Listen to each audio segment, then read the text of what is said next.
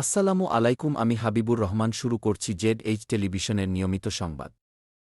রংপুরের বদরগঞ্জের কুতুবপুর পলিখিয়ারপাড়া জামে মসজিদের পেশ ইমাম না হয়েও 2026 সালের সরকার কর্তৃক ঘোষিত মুয়াজ্জেম ও পেশ ইমামের ভাতার তালিকায় পেশ ইমামের নাম অন্তর্ভুক্ত করে টাকা উত্তোলন করছেন বাংলাদেশ জামায়াতে ইসলামী রংপুর জেলার বদরগঞ্জ উপজেলার কুতুবপুর ইউনিয়ন শাখার সাধারণ সম্পাদক নয়ন মিয়া।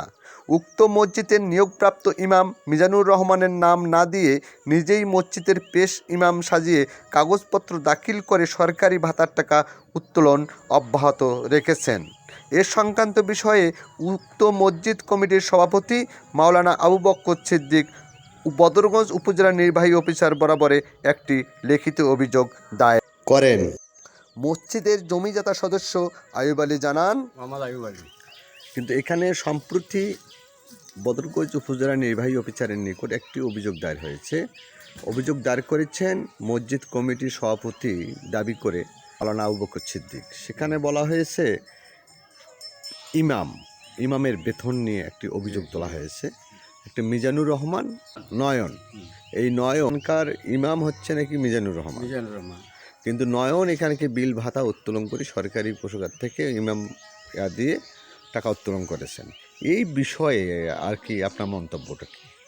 মানে মিজানুর যে এখানকার ইমাম, হ্যাঁ, ইনি হলো খতিব। ইনি কি খালি শুক্রবারে নামাজ পড়ায়, শুক্রবারে নামাজ পড়ায়? খালি শুক্রবার নামাজ পড়ায়। আর নয়ন যখন এখানে মসজিদটা আর কি, নয়ন কি এখানে নামাজ পড়ায়? না আগে থেকে পড়াইতো না, কম বেশি আসতো মসজিদে নামাজ পড়ার জন্য, কিন্তু পড়ার জন্য আসতো না, পড়াইতো না, এটা ঠিক আছে, কিন্তু নামাজ পড়ার জন্য আসতো, কম বেশি আসতো। তো এখন এই যে সরকারি একটা ভাতা হওয়ার উপস্থিতি, এখন নয়ন এই যে লাস্ট দিন, মানে সময়ের লাস্ট দিন, এখানকার পেশ ইমাম কে ছিল? পেশ ইমাম ছিল না, যাই যখন নামাজ পড়াইছে তাই তখন পড়াইছে। আচ্ছা, কোনো সময় আমিও নামাজ পড়াইছি, কোনো সময় সেক্রেটারি ছিল আমিও নামাজ পড়াইছি। মানে নিয়োগপ্রাপ্ত কোনো পেশ ইমাম ছিল না? কোনো পেশ ইমাম নাই। ওই মৌলানা সাহেবও পড়াইছি। আচ্ছা, যাই যখন আসি তাই তখন পড়াইছি, তাই যখন নাই তখন নাই। আচ্ছা, এই অবস্থা।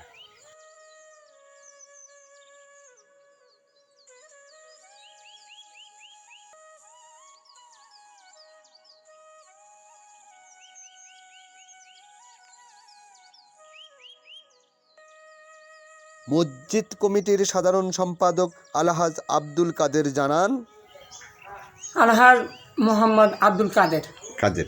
এই মসজিদে আপনি কতদিন যাবত সাধারণ সম্পাদক আছেন? আমি প্রায় 17 সাল থেকে আছি। 17 সাল থেকে আছে। এখানে সভাপতি সম্পাদক বর্তমানে রেজুলেশন খাতা আছে আপনাদের? আছে। এখানে পেশ ইমাম হিসেবে কাউকে নিয়োগ দেওয়া হয়েছিল? না, নিয়োগ দেওয়া হয়নি। আচ্ছা, যে নয়ন ওই মসজিদের নামে কাগজ ও টাকা উত্তোলন করতেছে, সে তো পেশ ইমাম না এই মসজিদে? না, পেশ ইমাম না। পেশ ইমাম না। আচ্ছা, এখন প্রশ্ন হলো, এই মসজিদের মিজানুর রহমান কে ছিলেন? উনি শুক্রবারে নামাজ পড়ে ইমাম তো সে, ইমাম ছিল তো সে, কিন্তু তাছাড়া আপনাদের কোনো নিয়োগপ্রাপ্ত নাই।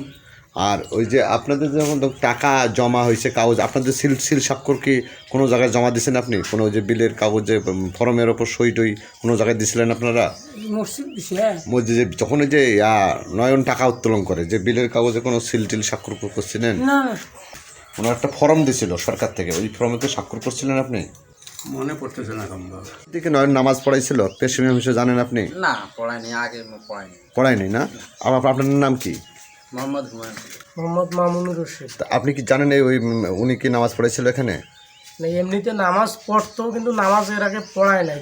বাংলাদেশ জামায়াতে ইসলামী বদরগঞ্জ উপজেলা শাখার কুতুবপুর ইউনিয়নের সাধারণ সম্পাদক অভিযুক্ত নয়ন জানান, আলম মোহাম্মদ নয়ন, সম্প্রতি আপনার বিরুদ্ধে একটি অভিযোগ উপজেলা নির্বাহী অফিসারের নিকট দায়ের করেছেন মসজিদ কমিটির সভাপতির নামে আবু বকর সিদ্দিক।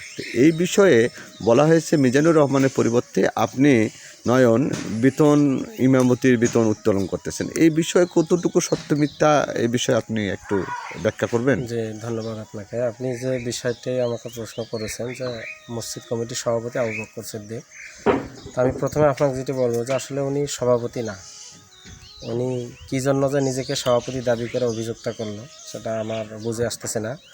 আরটা যেটা বিষয় বললেন সেটা হলো যে ওখানে ইমাম আছেন মিজানুর রহমান, ওনার পরিবর্তে কি না, না ওনার পরিবর্তে না, মিজানুর রহমান উনি হচ্ছেন আমাদের এই মসজিদের খতিব। শুক্রবার করে আসে, উনি চুক্তিভিত্তিক, শুক্রবার করে শুধু জুমার নামাজ পড়াইতে আসে, নামাজ পড়ে উনি চলে যান। আর এখানে সরকারি যে সার্কুলারটা এটা হলো পেশ ইমাম, আমি এখানে পেশ ইমাম হিসাবে আছি। পেশ ইমামের সাথে একজোড়া আছেন, তা আপনি ওদের অভিযোগটা আপনি ভিকটিম হিসেবে দাবি করতেছেন? আসলে প্রথমে আমি আবারও বলতেছি যে আবু বকর সিদ্দিক উনি যে সভাপতি নিজেকে পরিচয় দিয়ে অভিযোগটা করছেন, উনি তো সভাপতিই না। সভাপতি না? না, তাহলে তাহলে আপনি ওনার অভিযোগটা আচ্ছা। কিভাবে আমলে নিলেন? আচ্ছা, তাহলে সভাপতি হিসাবে আপনার কে দায়িত্ব? এখানে সভাপতি হিসাবে যিনি আছেন সেদিন হলো মোহাম্মদ আইয়ুব আলী। ওনার বাসা কোথায়? উনি মসজিদের দাতা সদস্য এবং ওনাকেই সভাপতি হিসেবে রাখা হয়েছে। ওনার বাসা মসজিদের সামনে। News desk, ZS television.